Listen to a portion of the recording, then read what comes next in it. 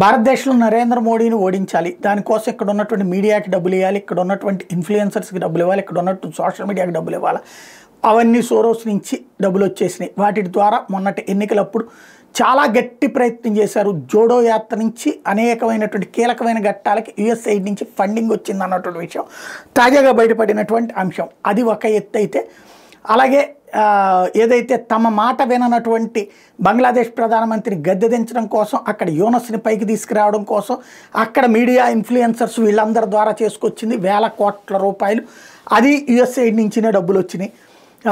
దాంతోనే అక్కడ కార్యకలాపాలు నడిపారు. ఇవన్నీ ఇప్పుడు బయటపడుతున్నాయి. సోరోస్ చేయించినటువంటి వాటికి యుఎస్ఐడి నుంచి ఫండింగ్ వచ్చినాయి అన్నటువంటిది శ్రీలంక దగ్గర నుంచి ప్రతి చోట కూడా వాళ్ళదే జరిగింది అన్నట్టు.